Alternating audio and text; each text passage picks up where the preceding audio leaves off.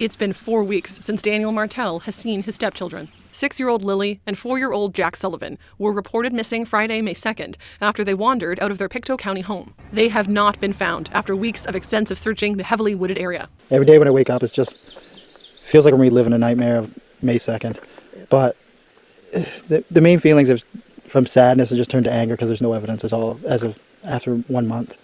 And it's really taken a toll. On Friday, RCMP say ground search and rescue crews and police will return to the area this weekend, focusing on a nearby pipeline trail where a boot print was previously located. I know that they're working hard and they're using every resource they have, and it makes me hopeful because that's all we have at this point is just hope. A vigil of flowers and stuffed animals has grown in recent weeks outside the RCMP station in nearby Stellarton. If this isn't a criminal investigation by now, it would be nothing short of shocking. When you've combed every inch of ground with trained teams, flown helicopters over thick forest, sent in dogs and divers, and still find nothing, not a backpack, not a shoe, not a single trace of 2 small children, there comes a point where someone has to say, enough. We have exhausted the innocent explanations. What's left is the unthinkable, a nefarious act, a crime. In June 2025, a revelation surfaced that shattered what we thought we knew about the disappearance of Lily and Jack Sullivan. The spotlight shifted from the dark woods of rural Nova Scotia to the even darker behavior of their mother, Melia Brooks Murray, a woman whose actions defied logic, compassion, and everything we expect from a grieving parent. Instead of clinging to hope, she severed ties. Instead of crying out for help, she went silent. Before we go deeper, hit the like button. If you're ready for answers that may disturb you, subscribe to the channel and tell us in the comments where you're watching from. This case has captured attention across the world, but what you're about to hear about Melia's behavior will go far beyond anything you've heard so far. In the world of criminal investigations, there's an unspoken rule. A parent's behavior in the first 48 hours after a child disappears tells investigators more than almost any piece of physical evidence. And when it came to Melia Brooks Murray, what detectives witnessed wasn't just odd, it was so unnatural that her actions are already being discussed as a textbook example of what shouldn't happen when a mother's children vanish. To understand how we got there, we need to go back to where Melia's story begins. Born in 1998 into a Mi'kmaq family in Nova Scotia, Melia's early life was far from stable. She was raised by her mother, Cindy Murray, in the traditions of the Indigenous community, surrounded by a culture that emphasized family, unity, and support. But those values didn't shield her from volatility. Arguments, instability, and constant upheaval were part of the backdrop to her childhood. By the time she reached her early 20s, Melia wasn't just trying to navigate adulthood, she was already a mother of 2, Lily and Jack. The children, whose names the world now knows in tragedy, were fathered by a man who, officials quietly acknowledged, had little involvement in their upbringing. Whispers rippled through the community that he might have been under house arrest, but even that detail was hazy, unconfirmed, and almost deliberately left in the shadows.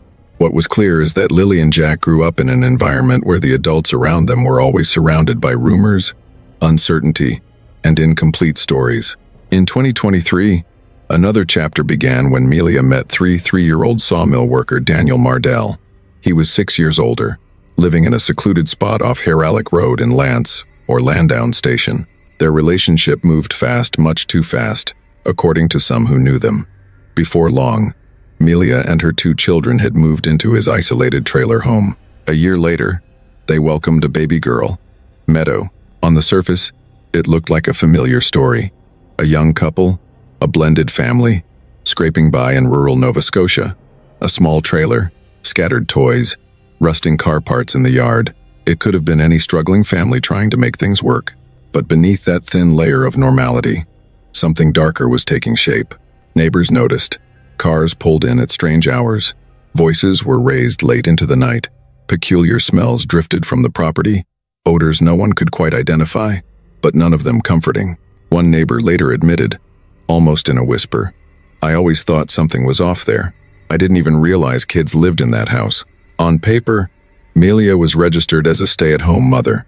In reality, people saw her gone frequently, especially in the evenings. Daniel, meanwhile, worked only 1 day a week at the sawmill. 1 day, for a family of 5. The math didn't add up, and the more you look back with the benefit of hindsight, the more that detail becomes impossible to ignore. How does a family survive on such a thin income unless there's a second, hidden source of money? Then there was the way Melia related to her own children. Teachers remembered Lily and Jack as unusually quiet. They often showed up to school tired, withdrawn, as if the weight of the adult world around them had seeped into their tiny shoulders. Brian Ward, the school bus driver, recalled how the two would sometimes fall asleep on the way home, something you rarely see in energetic 6- and 4-year-olds. Yet it wasn't just their exhaustion that unsettled people. It was their isolation. In a tight-knit rural community where everyone knows everyone, Lily and Jack might as well have been ghosts. They had no friends. They weren't seen playing in the yard. They didn't join in neighborhood events. Even children who don't talk much are usually seen. But Lily and Jack were almost invisible. That haunting invisibility would later become critical. Because when they finally disappeared for real, their absence went unnoticed for longer than it should have. The final week of April 2025 would change everything. It started quietly. On April 29, Lily and Jack simply stopped showing up at school. The last week of April 2025 marked the point where the story of Lily and Jack Sullivan quietly veered into nightmare. It didn't begin with a dramatic event. It started with something small, almost ordinary. They stopped coming to school. On April 29, Lily and Jack were absent. No one panicked. Kids get sick. Families have emergencies. When Melia later claimed that Lily had been ill, it sounded like a reasonable explanation on the surface. But when investigators began to dig into that claim, they found no medical appointments, no prescriptions, no doctor visits, nothing to back up the story. The absence was explained, but never truly accounted for. Days slipped by. The children didn't return to school. The bus driver, Brian Ward, remembered clearly the last time he saw them. Tired, quiet, sitting side by side on the seat. That memory would become a fixed point in a timeline that was about to be torn apart. Then came the 1st of May 2025, the day that would later become one of the most critical in the entire case. According to RCMP data released on May 28, Lily and Jack were seen in public that day. Surveillance and witness reports placed them in New Glasgow, accompanied by family members. For investigators, that small piece of information was seismic, because if Lily and Jack were alive and present in New Glasgow on May 1, then whatever happened to them didn't occur days earlier. It happened within a narrow, chilling window of time that followed. 18 hours, that's all that separates the last confirmed sighting of the children and the moment their mother called 911 to report them missing. Think about that for a second. 2 young children, 6 and 4 years old, alive and visible one day, and then gone without a trace less than a day later. No credible sightings, no trail, no evidence of them wandering off into the woods. Nothing. The morning of the 2nd of May, 2025, at precisely 10 a.m., the call came in. The recording of that call has been dissected by experts, replayed by journalists, and pored over by true crime followers around the world. Because from the very first words, something felt wrong. On the line was 7-year-old Melia Brooks Murray, reporting that her children were missing. You might expect a mother in that situation to be frantic, voice shaking, words tumbling over each other, desperate for help. Instead, the dispatcher was met with something else entirely. "My children are missing," Melia said. Her voice was steady, flat, mechanical. When pressed for details, her responses were short and oddly detached. She did not sound like a woman whose world had just imploded. There was no audible panic, no sobbing, no desperate pleas, just this unnerving calm, as though she were reporting a lost package instead of 2 vanished children. Dispatchers are trained to recognize stress, shock, and genuine fear. They hear the worst moments of people's lives every day, and yet even they noted how strangely composed Melia sounded. It wasn't just that she lacked hysteria, it was that she seemed to lack emotion. What really happened in the hours leading up to that call? Were those 18 hours simply the frantic blur of a mother realizing her children were gone? Or were they something much darker, a window of time used to clean, prepare, and construct a story that could be repeated to police and television cameras? Share your thoughts in the comments. Do you think Melia's calm can be explained by shock? Or does her voice on that tape hint at someone who already knew there was no point in screaming because she already knew exactly what had happened to Lily and Jack? Whatever you believe, one thing is certain. The 10 a.m. 911 call didn't just start an investigation. It opened the door to a series of actions and statements that would leave experts, investigators, and the public more disturbed with every passing day. The 911 call should have been the moment everything broke open emotionally for Melia Brooks Murray. Instead, it was the beginning of something much more chilling. A pattern of behavior that seemed to move in the opposite direction of what any normal mother would do. In the hours after that 10 a.m. call on May 2, search efforts intensified quickly. Police canvassed the forests, volunteers mobilized, search and rescue teams began their work. Everyone expected to find a frantic mother at the center of it all, desperate to join the search, begging for updates, refusing to sit still. But Melia didn't throw herself into the woods with the others. She stayed inside the house. Rescue services later described her as oddly monotone, speaking to officials in a way that felt more like a routine appointment than an unfolding crisis. She wasn't coordinating search parties. She wasn't breaking down. She wasn't pleading for someone to bring her babies home. She was there, present, but completely emotionally removed. Less than 24 hours after the disappearance, on May 3, Melia agreed to do what many parents of missing children do. She went on television. This should have been the raw, unfiltered cry for help that sears itself into the public's memory. But what viewers saw that day ended up becoming one of the most studied pieces of footage in the entire case. Body language experts around the world would later replay that interview frame by frame. Melia's posture was closed off, shoulders slightly hunched inward, arms pulled close. Her eyes drifted away from the camera, rarely holding steady contact. It wasn't just that she looked uncomfortable, she looked completely disconnected. "I just want to stay as hopeful as possible," she said. The words sounded right, but her face showed no trace of hope, no trembling lip, no welling tears, not even the tightness you see in someone fighting to hold it together. "I want them home," she added, but her tone was eerily flat, as if she were ordering coffee, not speaking about her missing children. The most disturbing moment came when she tried to explain how Lily and Jack could have simply disappeared. "We always make sure we're out there with them, watching them, and they just got out that sliding door and we can't hear it when it opens," she said. It was a statement that unraveled itself. If they always watched the children, how did they not notice them slipping out? If the door was so silent, why emphasize that they were always present? It seemed less like an explanation and more like a rehearsed line that didn't quite fit the facts. The absence of tears, the unshaking voice, the lack of visible distress, the contradictions. It all became so striking that the interview was later analyzed by specialists as an example of abnormal parental behavior in a crisis. But Melia wasn't just sitting for interviews, she was also trying to control the story online. Even before that televised appearance, she had posted on Facebook, demanding an Amber Alert. "I want my babies home. My children are not shy to strangers and will go with anyone. They don't understand stranger danger," she wrote. To some, this read like a desperate plea. To others, it felt like something far more unsettling. A script, describing in almost instructional detail just how easy it would be for someone to abduct her kids. Any mother understands how dangerous it is to share such intimate vulnerabilities publicly. Yet Melia posted it for the world to see. And then, just as quickly as she appeared, she began to step away. Instead of staying at the Search Coordination Center, where teams were organizing every lead and every route, Melia chose to go to a search and rescue briefing, and then drifted further from the heart of the efforts. Volunteers whispered. Officials exchanged uneasy looks. Her behavior didn't match the crisis unfolding around her. That same evening, she did something that left even hardened observers speechless. On Facebook, she quietly changed her relationship status from "in a relationship" to "single." She updated her profile picture. She blocked Daniel, all within roughly 36 hours of her children vanishing. This wasn't just strange. To many, it was monstrous. Experts noted that this type of social media shift so soon after a disappearance was almost unheard of. Family psychology specialists pointed to it as the behavior of someone who was not expecting a reunion, someone already acting as though the family was over. When journalists tried to contact her, Melia had a ready line. The RCMP, she claimed, had advised her not to speak to the media.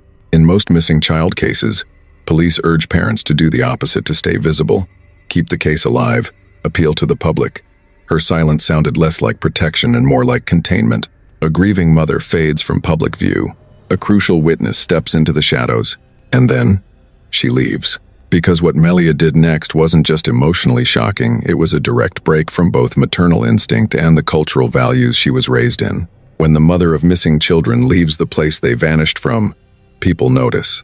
When that mother is part of a culture where family and community are expected to close ranks in times of crisis, people don't just notice. They start asking very serious questions.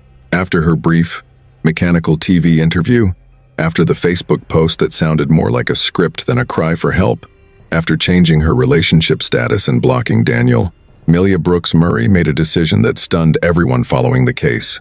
She moved. She left Pictou County with her 6-month-old daughter Meadow and went to Wentworth, Nova Scotia, nearly an hour away from where Lily and Jack were last seen. She didn't stay near the command center. She didn't remain in the community that was searching the woods and fields for her children. She physically removed herself from the ground zero of the investigation. For investigators, that move wasn't just inconvenient. It was telling. A mother whose children are missing usually clings to the last place they were seen as if it's the only thread keeping her connected to them. Melia did the opposite. She severed that thread and stepped away. In Mi'kmaq tradition, in indigenous communities like the one Melia came from, hard times are met with togetherness. Families sit shoulder to shoulder. Elders speak. Prayers are shared. Support is not an option. It's an expectation. That's why what happened next carried even more weight than a simple relocation. Chief Michelle Glasgow of the Sipekne Katik First Nation made multiple public statements in the wake of Lily and Jack's disappearance. She called for unity, for prayers, for strength. She spoke about the children, the community, the need to stand together. But there was one name she never spoke. Melia's. There were no public expressions of support for the mother, no mention of her grief, no acknowledgement of her as a victim.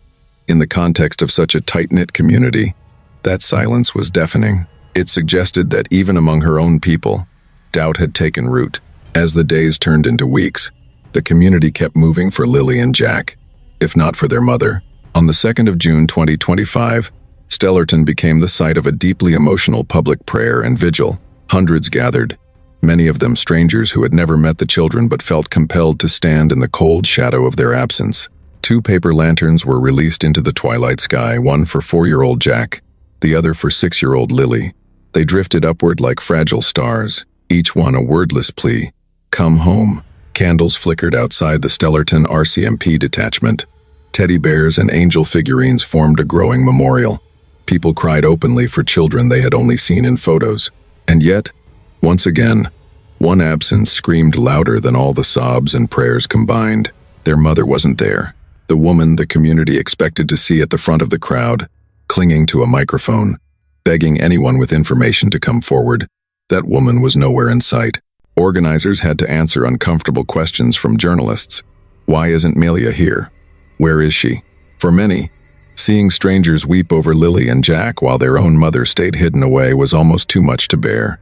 Some attendees expressed anger. Others voiced pure confusion. How could anyone stay away from a vigil held for their own missing children? As people looked for answers, investigators turned again to Melia's online presence. Before May 2, her posts had taken a darker tone, hinting at personal struggles and a need for change. But what really chilled observers was her choice of words in the days after the disappearance. Just 48 hours after Lily and Jack went missing, she referred to them as angels. Most parents cling to hope for months, even years.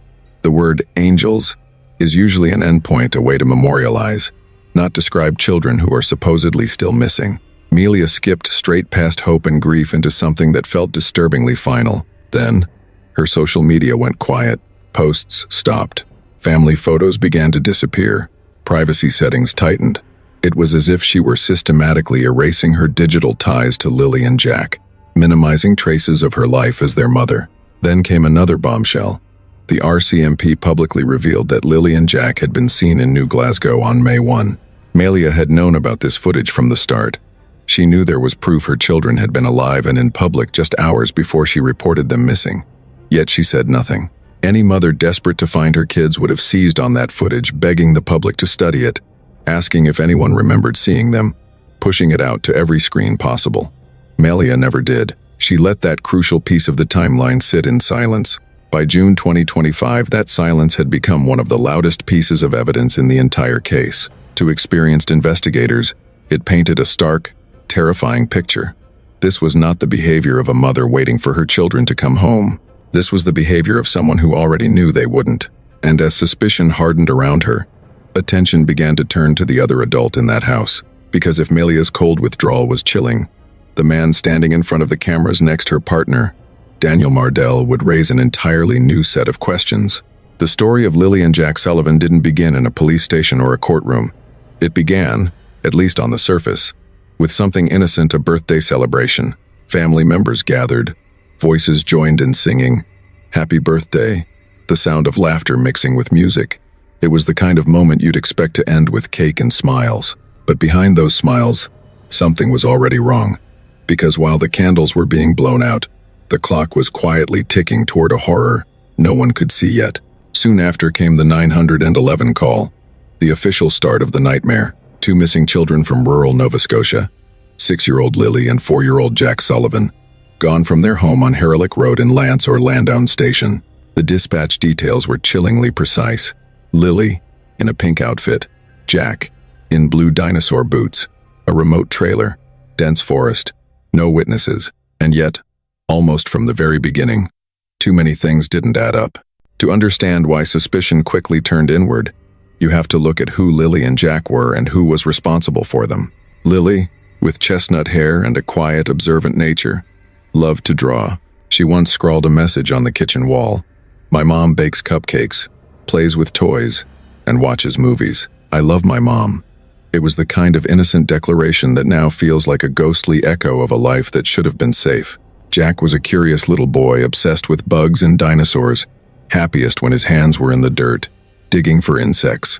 The siblings were inseparable, always together. That bond alone made the idea of both of them wandering off separately almost impossible to believe. Living with them in that dilapidated trailer was 3-year-old sawmill worker Daniel Mardell. On paper, he worked 1 shift a week. In reality, that raised an obvious question. How does a family of 5, Melia, Daniel, Lily, Jack, and baby Meadow, survive on 1 day's wages? The property itself told its own story. A yard strewn with toys and junked auto parts, Daniel's mother living in a semi-destroyed van nearby, dogs and chaos all around. For many observers, this wasn't just poverty, it was neglect. 4-year-old Jack, still in diapers, became a symbol of that neglect. According to Daniel, the morning of May 2 unfolded like this. He and Melia were dozing in bed with baby Meadow. Lily came into the room and left again. Jack, he said, was heard in the kitchen. And then, at around 8:20 a.m., silence. The children, he claimed, had slipped out through the sliding door so quietly that no one noticed. But people who knew the trailer scoffed. That door, they said, couldn't open without making noise. And then came one of the first major contradictions that would haunt this case. Daniel told the media, "I did not see Jack that morning." Yet he described in detail what Jack was wearing: blue dinosaur boots, specific clothing. How does a man who never saw the boy that morning know exactly what he had on? In interviews, Daniel spoke about the children in a way that raised even more red flags. Jack just loves bugs and dinosaurs, and Lily loves girly things, but she also loved doing everything with Jack, he said. But he didn't talk about them like someone expecting them to walk through the door at any moment. He spoke of them in the past tense, as if they were already gone. As the first day of the search wore on, the tension around Daniel didn't just come from strangers, it came from his own family. By evening, an open confrontation erupted at the house. His relatives, people who had known him and the children for years, directly accused him of having something to do with the disappearance. "My mother had to kick people off the property because they were saying I did it," Daniel later complained. Those accusations didn't appear out of thin air. They came from people who instinctively felt that something about his story, his calm, his timing, was off. Within just a few days, Daniel began pushing hard for a polygraph test, publicly insisting he wanted to clear his name. On the surface, that might seem like the act of an innocent man, but seasoned investigators know that sometimes the guilty are the first to demand a lie detector, because they also know those results are not admissible in court, but very persuasive in the court of public opinion. The way Daniel spoke, the tense he used, the things he knew and shouldn't have known, the fractures within his own family, all of it painted the picture of a man uncomfortably close to the center of something very dark. But it wasn't just his words that worried investigators. It was what happened next, when the RCMP Major Crimes Unit stepped in and quietly shifted the case from a search for missing children to something far more ominous. On May 3, barely a day after Lily and Jack were reported missing, the RCMP made a move that spoke louder than any press conference. They brought in the Major Crimes Unit. These are not the people you call for a simple case of lost children. These are homicide specialists. From that moment on, whether the public realized it or not, the investigation into Lily and Jack Sullivan's disappearance was no longer just a search, it was a potential murder case. Behind the scenes, the scale of the operation exploded. By May 13, more than 180 tips had come in from the public, and 35 formal interviews had been conducted. Underwater teams searched nearby ponds and rivers. Helicopters scanned miles of dense Nova Scotia forest from above. Ground teams slogged through hurricane-damaged terrain, tearing up underbrush, pushing through brambles, overturning logs and rocks. Search dogs followed scent trails from the trailer out to the end of the driveway, and then, suddenly, nothing. The trail stopped dead. That detail sent a chill down the spine of every investigator on scene. When scent stops that abruptly, it often means one thing: vehicle involvement. Either Lily and Jack were picked up alive, or their bodies were transported away. In an isolated rural area with little random traffic, the latter explanation loomed over the case like a storm cloud. On May 9, a report came in about a suspicious black Honda CR-V seen leaving the area near the residence, driven by a man in his 50s. It was one more thread in a web already tightening around the adults in that household. During this time, Daniel spent 4 hours with the RCMP Major Crimes Unit in Stellarton. This wasn't a friendly chat. It was an intensive interrogation by detectives used to probing the minds of killers. Yet in public, Daniel clung to the narrative of cooperation, insisting, "We searched every rock, every root, everything," as if saying it enough times would make it true. He spoke about Lily's white backpack, confidently remarking, "I think now in the forest it's probably brown." To many, that comment sounded less like hope and more like grim knowledge. Then came one of the most chilling statements of the entire investigation. A senior RCMP officer, Sergeant Robert McCam, told the media, "The likelihood they're alive right now is very low. Police don't say that lightly." It was as close as they could come to admitting what they really feared. Lily and Jack were no longer missing. They were gone. By May 19, after days of intensive, physically punishing searches with 115 volunteers, the RCMP scaled back operations. Search manager Amy Hansen admitted, "We're exhausting people. We're starting to see more injuries. It's time to scale back." Every trail had been followed. Every grid had been combed. From land, from water, from the air, nothing. No clothes, no backpack, no shoe. Criminologists watching the case were blunt. Professor Michael Arntfield said what many were thinking: "It just doesn't add up." Former homicide investigator Steve Ryan pointed to the parents' story and called it what it looked like: a version of events with a very large hole.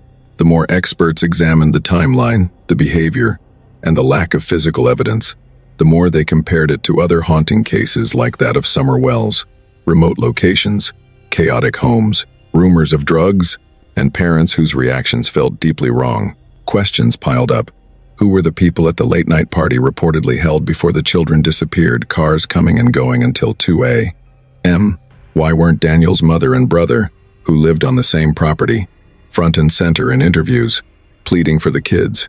What did they see, and what did they know? Their silence was almost as unsettling as Melia's disappearance from public view. By mid-May, the picture had sharpened into something horrific. Daniel's staged breakdowns, his obsession with polygraphs, his vague finances, Melia's cold interview, her Angels post, her relocation on May 4, her social media purge, her decision to leave the search area and let her mother speak in her place. What started as a missing children case now looked unmistakably like an attempted cover-up of a crime. Lily and Jack's drawings still hung on the kitchen wall. Their seats on the school bus stayed empty. Their classmates moved on to the next grade, but the children themselves never came home. The case of Lily and Jack Sullivan is a brutal reminder that the greatest danger to children is not always lurking in the shadows. It can be sitting at their kitchen table, tucking them into bed, smiling for family photos. When behavior doesn't match the horror of the situation, when every instinct in you says something is wrong, Trust that feeling? If this story has shaken you, hit the like button, subscribe to the channel, and share this video so more people can recognize these warning signs before it's too late. Tell us in the comments what you think really happened to Lily and Jack, and where you're watching from. Their story deserves to be heard. Their truth must not be buried in silence.